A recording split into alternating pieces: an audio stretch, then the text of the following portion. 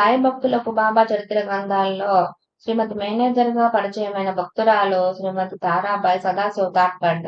ఈమె తమ మరిది అయిన ఆర్య తాట్కడ్ ద్వారా మొదటిసారిగా బాబా మహిమ విన్నాక ఆమెకు కొంత భక్తి శ్రద్ధలు కలిగాయి.